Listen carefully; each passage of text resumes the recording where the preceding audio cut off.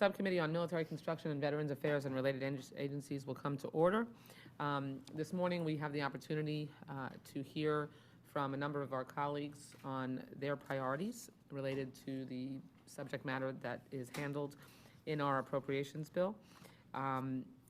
This is always a wonderful opportunity for us to be able to ensure that members have a chance to provide input into our bill that we will produce for fiscal year FY21. We have 6 members that are coming in this morning to talk about a variety of military construction and veterans programs. And to our colleague, Mr. Cisneros, you should know that we really take this feedback and input seriously. Many of the members who have come before us have been able to get the concerns addressed in our bill, and so we're very appreciative of you taking the time to come to talk to us today. It's very helpful. I look forward to today's testimony and continuing a productive dialogue with our colleagues. And before we begin, I'd like to turn to Judge Carter and see if he has any opening remarks. Welcome. Looking forward to hearing from you. Okay, short and sweet. Without objection, all written statements will be entered into the record. Congressman Cisneros, thank you for coming this morning. Your full statement will be entered into the record, and you're recognized for 5 minutes to summarize your remarks. Well, Chairman Wasserman Schultz, Ranking Member Carter, and members of the House Appropriations Subcommittee on Military Construction, Veterans Affairs, and Related Agencies, thank you for allowing me this opportunity to provide input into the fiscal year 2021 appropriations process on behalf of the residents of California's 39th Congressional District. As a Navy veteran with the honor of representing over 25,000 veterans, the programs under your jurisdiction are important to me, our veterans, and their families. I would like to take this opportunity to highlight a few examples of the federal programs that most benefit my district. First, I urge you to provide strong funding levels for the vocational rehabilitation and employment programs. The veterans in the 39th District rely on VR&E for job training and employment, accommodations, resume development, and job-seeking skill coaching. I appreciate the President's budget request will keep the VA on track to maintain the required ratio of 1 counselor to every 125 veterans. However, my constituents continue to face unnecessary frustration with the program, which transfers veterans from one counselor to another without ever notifying the veteran or ensuring a warm handoff. As a member of the House Veterans Affairs Committee, I have raised this issue with Secretary Wilkie.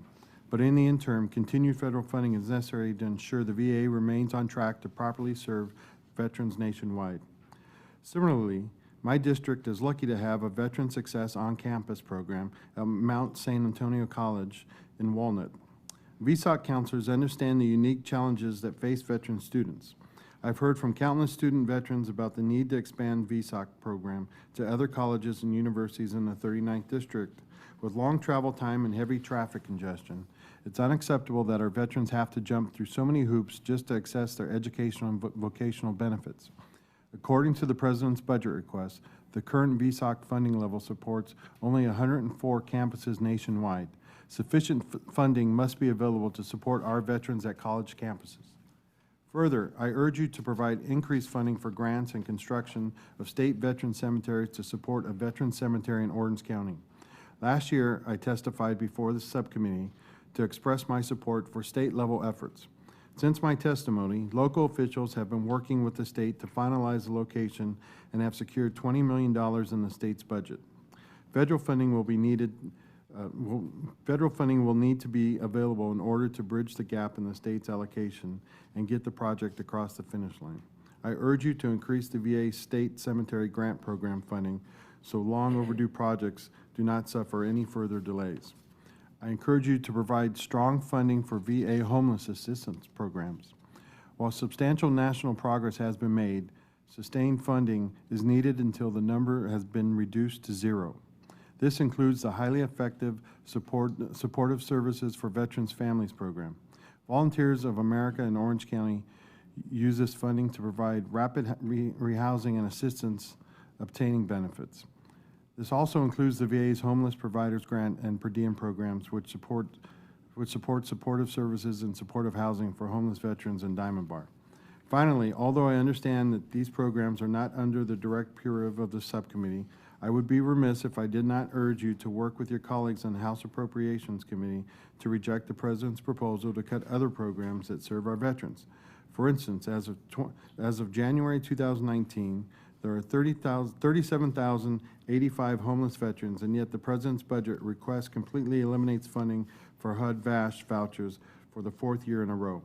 I know your commitment to serving our nation's veterans transcends partisanship. I hope you will continue this commitment in other areas of the budget. Thank you again for your time and consideration. I know you have a tough job ahead of you, but I hope you will keep these stories in mind as you craft the fiscal year 2021 Appropriations Act for military construction, Veterans Affairs, and related agencies. Thank you very much. Thank you, Congressman Cisneros. We appreciate your dedication to your congressional district, particularly your community's veterans. I don't have any questions. Judge Carter? Thank you. Thank you. Thank you for joining us.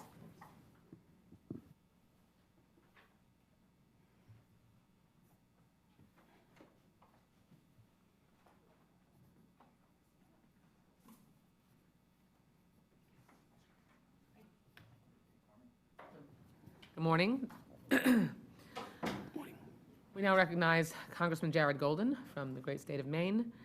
Without objection, your full statement will be entered into the record, and you're recognized to summarize your remarks for 5 minutes. You're recognized.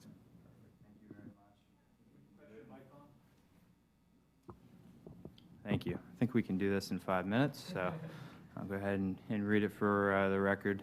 Chairwoman Schultz, Ranking Member Carter, and distinguished members of the committee, thank you for the opportunity to discuss an issue that is critically important to veterans both in my district and across America. Access to inpatient substance use disorder, otherwise known as SUD facilities. Substance use disorder is a tragic reality for far too many veterans. Those that have worn our nation's uniform and selflessly fought in defense of our country exhibit mental health and drug use problems at a higher rate than the rest of the country. As a former Marine infantryman and veteran of both the Iraq and Afghanistan wars, I've experienced and seen this problem up close. I've lost friends I served alongside to substance abuse, and I've sat on the phone with others in the midst of crisis and feeling like they had nowhere to go. This is a serious risk factor for veteran suicide.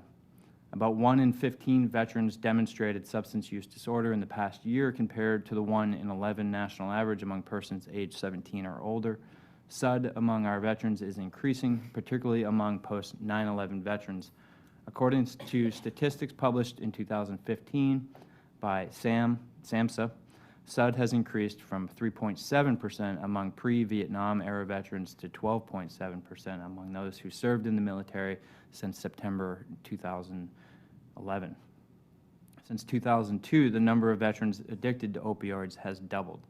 The data on substance use disorders is overwhelming and present a stark reality. Substance use with its associated health consequences is a major health problem for veterans, and it can have substantial negative consequences on veterans' mental and physical health, work performance, housing status, and social function. These challenges are felt more acutely among veterans in rural states like my own in Maine. Almost 460,000 rural veterans served in Afghanistan and Iraq, and approximately 80 to 90% of Afghanistan and Iraq veterans treated for substance use disorder have also been diagnosed with corresponding mental health issues. The profound, often generationally affecting toll of substance use and corresponding mental health issues for rural veterans and their families is one that my office has seen in our efforts to assist Maine veterans and their loved ones with substance use issues. In Maine, this means traveling as far away as Brockton, Massachusetts, or Stonington, Connecticut to receive care hundreds of miles away from home. Consequently, these veterans face an exceptionally difficult choice, and one that I actually hear about in the community in talking to veterans, particularly in organizations like the VFW and the American Legion, that they are faced with choosing whether to receive care far away from their family and support networks or forego evaluation and treatment altogether out of a concern for having to leave their community. Just this week, caseworkers in my district have been working with a veteran of the global war on terror suffering from mental health and substance abuse issues, and after months of not receiving adequate care at Togus VA, his mother reached out to our office because she felt she had nowhere else to turn. In one email she writes, "It is really sad that Maine does not offer services to help our combat veterans suffering with PTSD, TBIs, and addictions. Maine's VA Medical Center really needs some help in what it does and can offer. The lack of services, employees, and equipment is such a disservice to the men and women who fought for us. Her son's struggle is her struggle. The issues our veterans face are not felt alone, but have a profound impact on their families and friends, as well as the entire community. We owe veterans, such as this service member from my district, the medical care that they earned after years of selfless service. The path forward to address this problem is clear to me. Greater access to inpatient SUDS facilities are an absolute must for the VA. There simply is no substitute for veterans being able to receive these critical services from the VA, because we know that VA providers are better trained and experienced to help veterans overcome the unique challenges that can stem from combat service, which is why I'm requesting that your committee adequately fund the medical facilities account, which would help bring much-needed construction of new inpatient SUD facilities within the VA system. A special emphasis should be placed on rural communities where the problem of limited access is particularly acute. Thank you very much. That summarizes my testimony. Thank you, Congressman Golden, and thank you in particular for your devotion, excuse me, your devotion to making sure that your constituents in the rural areas of your district, which is nearly all of it in Maine, have access to substance abuse services. It's a choice that no one should have to make, foregoing treatment versus going far away, and that distance being from the people you're closest to can exacerbate the problem rather than help it. So appreciate it. I don't have any questions, Judge Carter. We are all over substance abuse. So thank you. Yeah, thank you. Definitely are. I And appreciate it. It's been a pleasure working with you on your specific. You as well. I can't thank you all enough. Thank you for coming. Okay.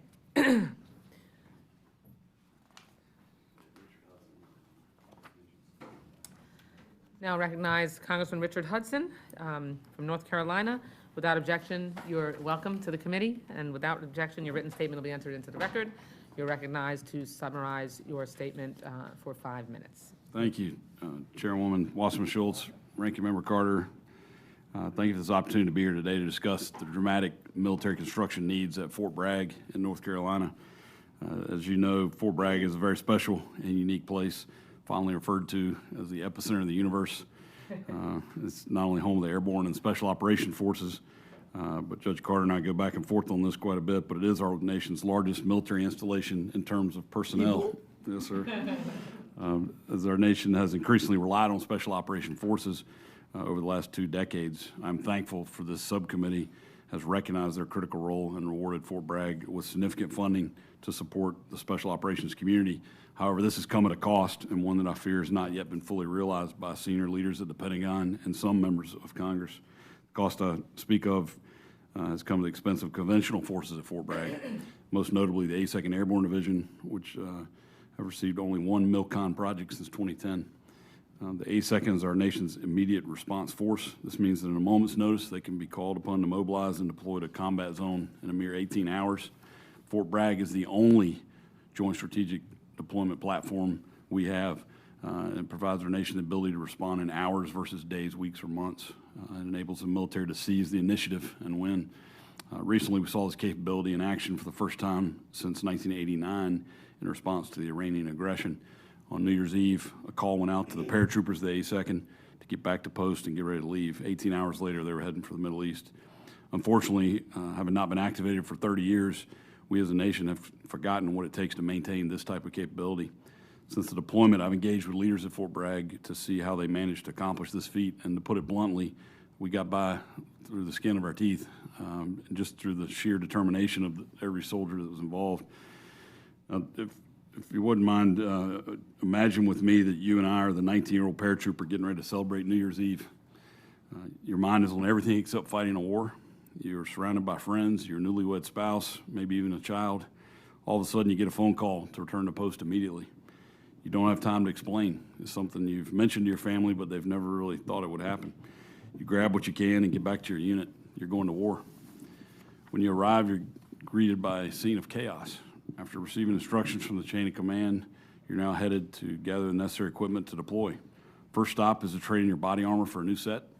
Then you head across the post to gather medical supplies and basic rations. And then a return trip back to get your weapons and ammunition. And then back to the start to try to pack everything into your sack. Every place you go, you wait in line with all the other paratroopers doing the same thing. With each zigzagging stop, you lose precious time that could have been used for mission planning or critical rehearsals. Yet not once to this point have you even been briefed on the mission. Unfortunately, this was reality for much of the 82nd, this last deployment. Many of the soldiers didn't even get their initial brief on the mission until they were already in the air. Fortunately, they were flying into a friendly area, not into dropping into combat. But if they were dropping into combat, we would be increasing the risk on their lives by not giving them this planning time. One of Fort Bragg's top MILCON requests this year is a strategic deployment complex that would allow for the pre-position of necessary equipment, supplies, and resources. This facility would also create a centralized location enabling an entire brigade to prepare for their deployment across the street from Pope Army Airfield. Now imagine again that you're that 19-year-old paratrooper standing alongside 3,500 fellow soldiers loaded into C-17s. As you're waiting your turn to board the plane, something goes horribly wrong and one of the loaded planes catches fire. Imagine the chaos throughout the airfield as paratroopers, your friends, are trapped on the plane and burned alive because we did not have the proper firefighting resources to get to them. Certainly, this is a very real threat and is not sufficient emergency support at Pope Field. So, but this committee is not going to fund either of these projects because they were not included in the President's budget or the Army's unfunded requirements list. Congress now has no authority, according to our own rules, to appropriate money for these projects. There's zero flexibility, and it's something we've done to ourselves. Understand that we do not have unlimited resources to provide our men and women in uniform. Additionally, I do not envy the decision that you have to make as members of this committee. However, as Fort Bragg's Congressman, I urge you to see what is at stake and not blindly accept what we are seeing from the Pentagon. Again, thank you for your time. Thank you for the investments you've made at Fort Bragg, and I look forward to hopefully hosting each of you at Fort Bragg sometime this year. I'd love for you to see firsthand how incredible these individuals are. Thank you. Thank you, Congressman Hudson. And as I said to you before, I promise I'm coming, so we Okay. should just have our schedulers talk, so Be great. so we can do that. I really understand your concern about what we've done to ourselves, and where essentially we've given over the process of proposing the needs of the infrastructure from the military coming from DOD. We do have a 5-year plan that we follow that is requested by them. But you should know that that is also complicated by the fact that the President decided to steal funds from our military construction budget in that 5-year plan, including an elementary school that was already approved and appropriated by this process from Fort Bragg. So that's not at all helpful, and so I look forward to working with you on trying to make sure that we can assert Congress's power of the purse in more ways than one, not just what you've referred to today, but ensuring that when we have the needs that have been requested, determined, approved, and signed into law by the President, that we're not just allowing the President to override and overrule all that and usurp our power of the purse and make it even harder for the folks that are your constituents. Absolutely understand that. And, there needs to be a process, though, where something like the needs for this 82nd facility that we didn't really know about, how important it was even a year ago, but because of this deployment on New Year's, now we realize what an issue it is. We've got to have some flexibility to be able to respond to those kind of situations. And working in an earmark-free environment also isn't helpful. So we should probably get back to that as well. Well, there's a responsible way to do that. And yeah, for sure. Absolutely. Judge Carter? Thank you, Richard. The image of paratroopers burning up in an airplane, man, I can't think of anything worse. So we've got to at least get that firefighting equipment somehow. We'll put our heads together, try to do that. And the other plan they've got to put it all in one place is the right way to deploy. But they're back to the World War II way of deploying. Right. It's modernization. Whether we can go into modernization, we don't have that kind of money. But once again, I'll champion for what you want to do. Appreciate that. All right. Well, thank you for your time. Coming. We appreciate it. Appreciate y'all creating this opportunity for us. You're welcome. Our pleasure.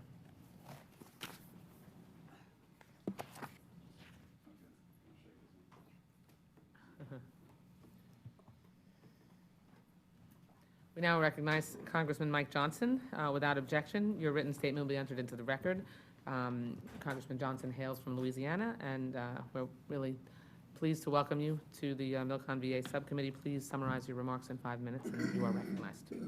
Well, thank you, Chairwoman Wasserman Schultz and Ranking Member Carter and members of the subcommittee.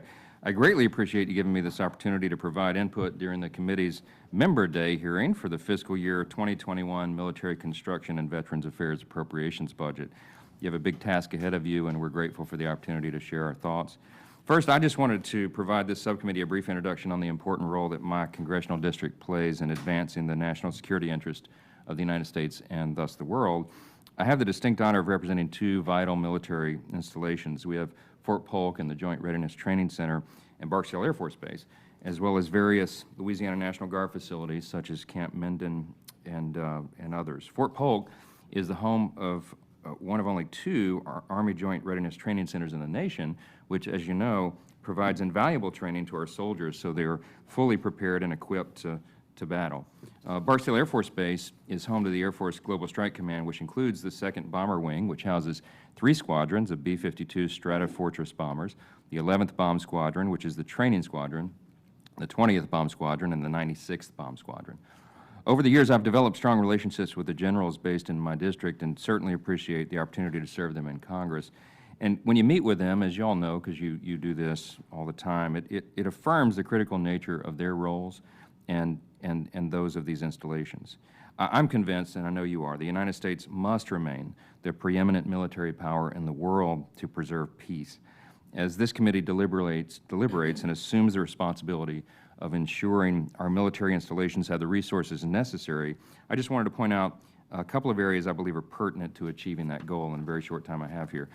As is evident with ongoing provocations around the world, we obviously live in highly uncertain and incredibly complex times, and that further highlights the importance of ensuring our nuclear force continues to be modernized.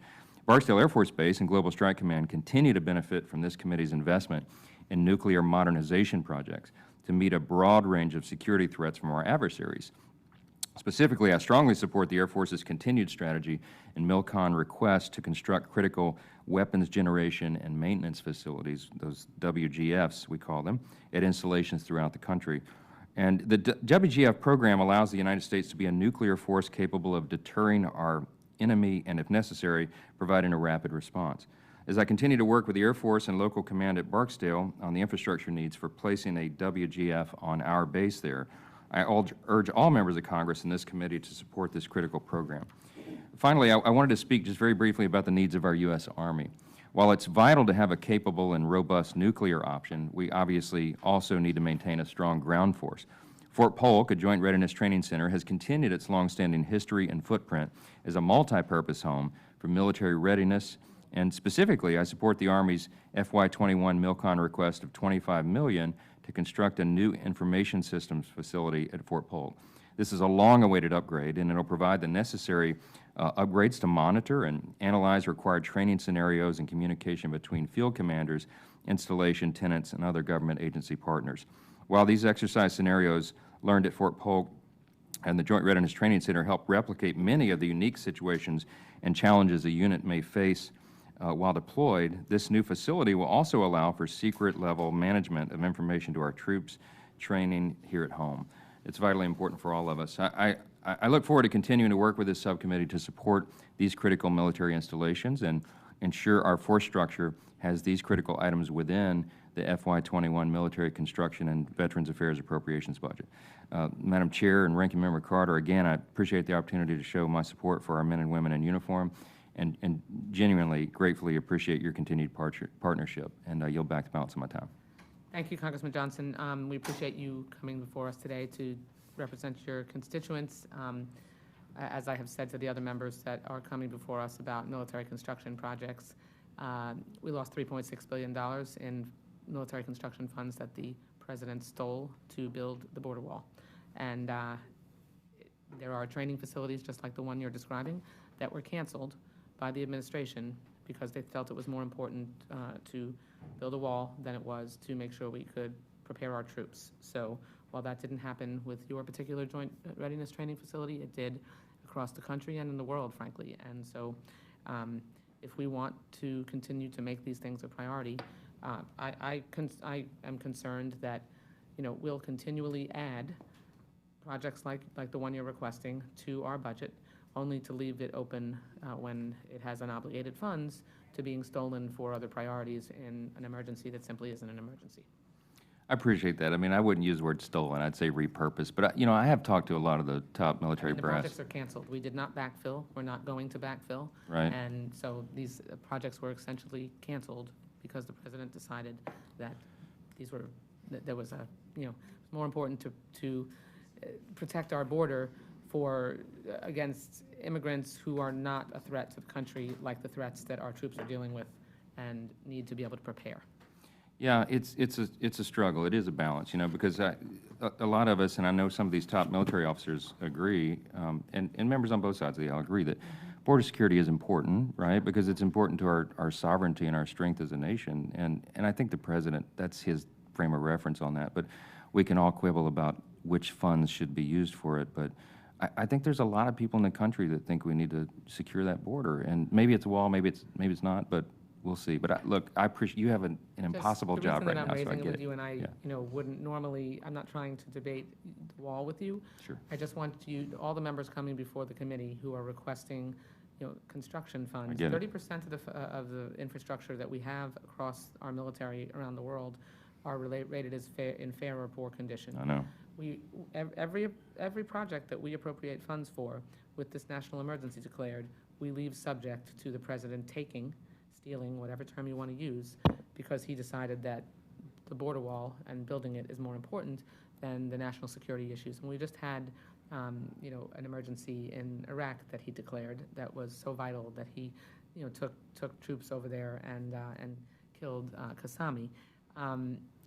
This is something that we need to all come together in a bipartisan way. Judge Carter and I and our committee members certainly have. We've been very concerned, so concerned that we had a rare united front where we held no backfill all the way up the chain in the FY20 fiscal year budget, because we want to make sure that the administration understands the consequences of these actions. Sure. No, and that's important for Congress to remain united. And I never question anything Judge Carter says. Good, me either. Thank you so much Yes, for your sir. time. Thank Judge you. Carter, do you have any questions? Thank you for your passion for our military. And Fort Polk is a great training center, and appreciate it very much. Of interest, if you look at the bottom line of our bill, it looks like we have a tremendous amount of money, but MilCon versus VA is minuscule. Right, right. It's very tiny. We'll do the best we can. Yeah, it's got a small allocation. I know you will. Thank y'all sincerely for the time. Appreciate it. Thanks for your advocacy. Sure. We now recognize Congresswoman Jennifer Gonzalez-Colon from Puerto Rico. Congresswoman Gonzalez-Colon, let me just really praise you for the advocacy that you've engaged in since the devastating natural disasters that have, between earthquakes and hurricanes, it's just, it's unimaginable what your people who are our people have gone through. I've had a chance to visit Puerto Rico, both following the hurricane and the earthquakes, and it's just, we really need to make sure that we're continuing to provide assistance to the people who remain on the island. So your written statement without objection will be entered into the record, and you're recognized to summarize your remarks for 5 minutes. Thank you, Madam Chair and Ranking Member. And I want to thank you not just for coming to Puerto Rico, but assisting us and signing a lot of letters with us and make things happen during this term. I want to just to focus today in some areas that people may not be aware. The people of Puerto Rico have contributed to our nation defense since 1899, with some of the highest enlistment rates in the nation. So those are areas of great importance for my constituents.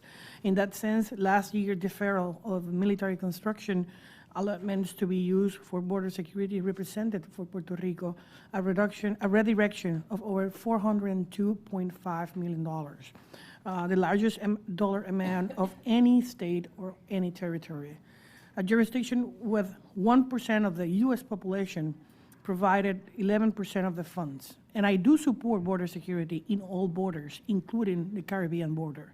but we must take sure those already budgeted projects are not forgotten.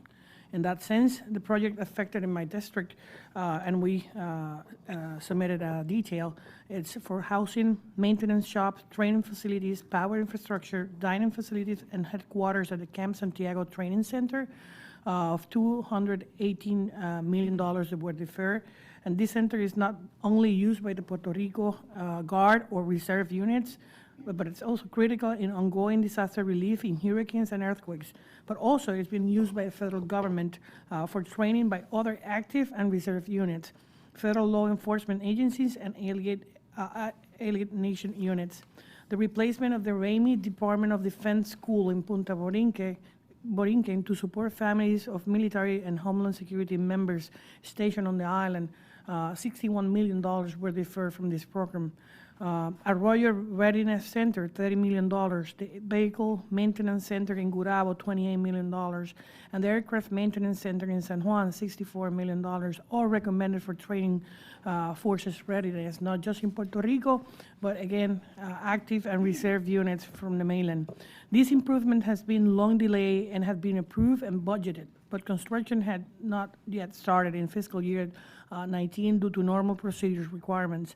The questions arise for me is deferral until when? When the money is going to be back to those projects, and the concern being after that further delay would increase the cost and risk of degrading the training resources.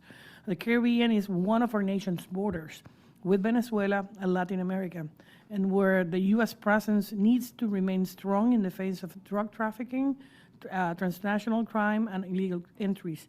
Maintaining readiness in the Caribbean border is itself a major investment in border security as well.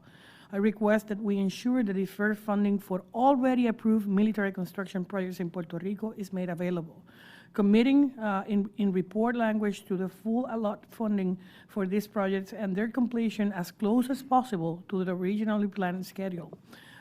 And of course, I ensure the continuity of those projects already budgeted and obligated under the appropriation fiscal year 19 and 20, and that the current budget request list as follows.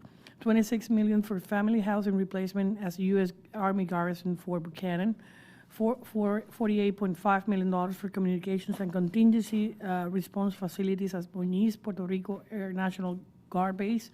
And likewise, I urge the approval for this fiscal year 2021 appropriations of the budget requested for $37 million for Puerto Rico National Guard for Allen Readiness Center. Another installation that was pending improvements for a long time and the hub for operations in relief of the recent earthquakes across America, and I am also encouraging that the appropriations include language recommending that the Department of Defense prioritize the building of lasting and resilient military installations that can face natural risk. In the areas of veteran affairs, I have joined colleagues urging the Congress to provide a meaningful investment of $860 million for the VA's medical and prosthetics research program for the coming fiscal year, and to support the funding of at least $313 million fiscal year 2021 for veterans suicide prevention and outreach programs. The people of Puerto Rico have held the American flag up high in both wartime and peacetime, and the honor they show paying the price of its defense merits that their nation supports them and show commitment to military capabilities in Puerto Rico and veteran services. I thank you both for your leadership and to help us to make this happen. Again, the deferral, when we can have that money back. With that, I yield back. Thank you, Congresswoman Gonzalez-Colon. Going from good news to bad news, backwards, from the end of your statement forward, we agree that prosthetic research in the VA's medical research program is important.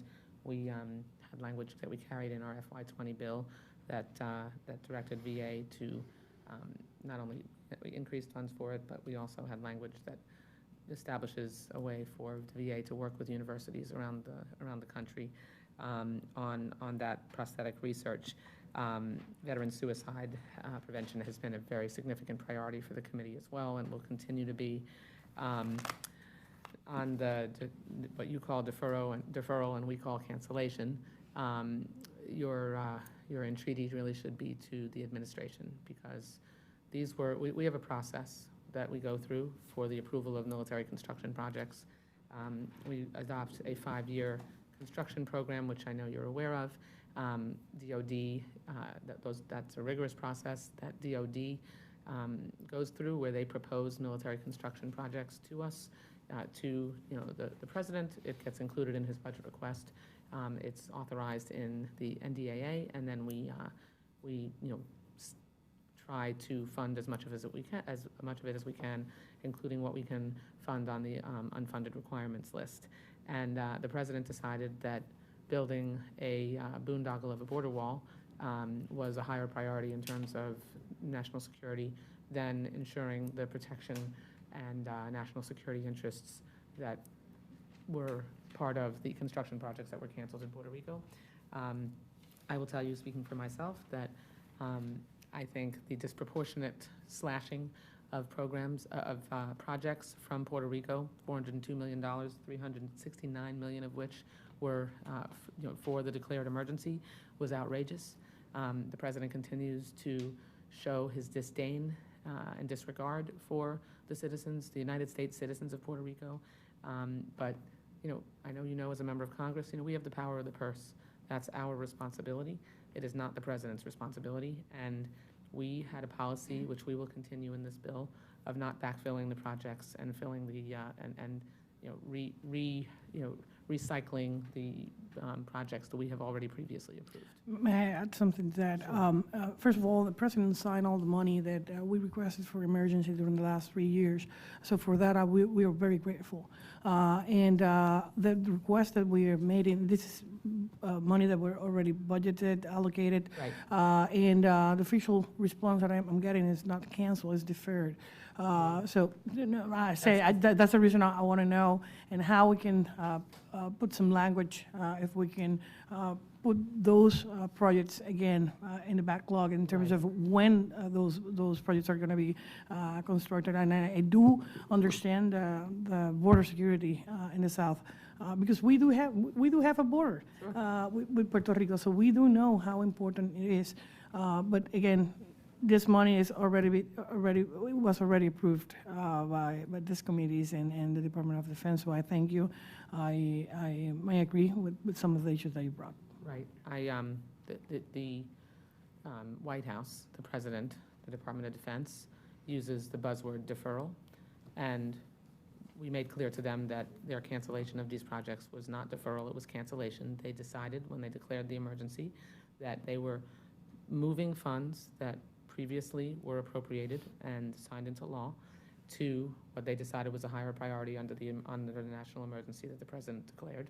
And so there is now a hole that we are not going to fill. So there is no date in which we're going to backfill these projects. They are no longer approved because the president has reprioritized the money. So our bill won't carry those funds to backfill, because we have other priorities that have been in the pipeline that we need to continue to fund. I mean, they're approved. In order to not get those projects approved, you need to amend the law. The president declared a national emergency. I mean, I do took get, the funds and moved them I somewhere do else. get that.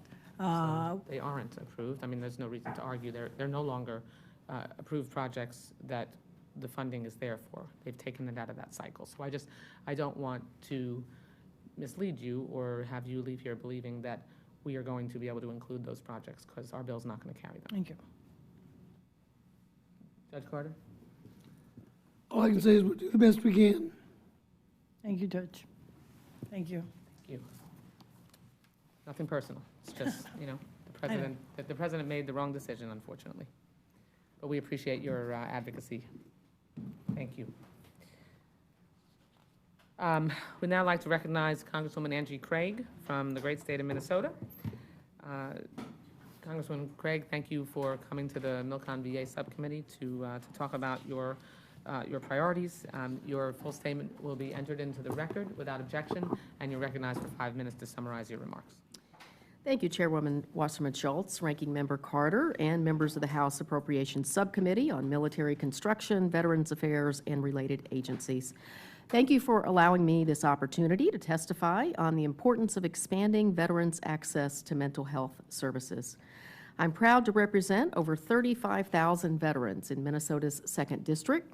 These men and women have served their country honorably. We owe them our utmost respect and a debt that can never be repaid. Unfortunately, our veterans often face a series of barriers accessing critical mental health services, particularly those living in rural and underserved areas. I frequently hear from veterans in my district about the challenges they face accessing quality health services. In Goodhue and Wabasha counties, for example, folks must contend with a lack of providers and limited access to transportation, among other barriers. We are grateful to the veteran service organizations who selflessly provide many resources and services. DAV Minnesota volunteers dedicate over 55,000 hours a year to driving veterans to their caregivers, to VA medical centers, and outpatient clinics. In 2019, Minnesota VFW members donated over $2.7 million to community service projects across the state. These groups provide an invaluable service, but they can't do it alone. Congress must do our part. One of the barriers I hear about most often is the lack of provider access. According to a 2019 OIG report, the Minneapolis VA has severe shortages of 40 clinical specialties, including psychiatry. While the VA employs 400 mental health counselors across Minnesota, it's not enough to meet the demand. Staffing challenges greatly impact the workforce and patient care. The OIG interviewed one medical center director who described the corrosive effect of staff turnover and vacancies, leading to, quote, a workforce that feels abandoned and that nobody cares enough about to get them stable leadership. I ask that the committee continue to request that the VA provide quarterly reports on vacancies and hiring initiatives and to track the reasons driving attrition. We know that when folks can't access the mental health services they need, the results can be tragic. Over the past 2 years, 2 veterans have committed suicide on the campus of Minneapolis VA healthcare system. A subsequent OIG inspection found several deficiencies, which the system continues to tackle. I respectfully request that you continue to direct the VA to remove barriers to mental health services. I also ask that you continue to direct the VA to implement suicide safety plans that address suicides that occur on VA campuses, including agency-managed parking lots. On behalf of our veterans living in our rural communities, please continue to provide robust funding for the Office of Rural Health. Their research informs evidence-based best practices to navigate barriers and expand access to care. I also request that the committee continue to direct the VA to increase the Veterans Rural Health Resource Centers, whose research and pilot projects deliver innovative solutions to improving care delivery. I thank the chairwoman and the committee for your continued leadership on this issue. As you determine full year 2021 appropriations, I look forward to working with you to ensure our veterans receive the care they need and deserve. Thank you, Congresswoman Craig. I don't have any questions, but we certainly share as a committee your priorities for making sure that we can take care of the mental health needs of all of our veterans, regardless of their geography. And that's really important priority. I will just make you aware that we have about $2.5 billion available to the entire committee for all 12 bills in non-defense discretionary funding, which is in part the result of our not having the cap lifted on the Mission Act transition from discretionary, mandatory to discretionary funds. So we're in a very difficult, tight second year of our 2-year budget agreement, but we're going to do all we can to make sure that we can provide those resources. Thank you. Judge Carter? And we do plus up mental health a lot. Thank you. Yeah, thank you so much. You're welcome. Thank you for your advocacy. Appreciate it. So that concludes this morning's Member Day hearing. I'd like to thank all members, Judge Carter in particular, since he's the only other one, for taking time out of their busy days to come testify. I'd like to remind members that our next hearing is our Public Witness Day hearing this afternoon at 2 p.m. in HT2 in the Capitol. And with that, the subcommittee is adjourned.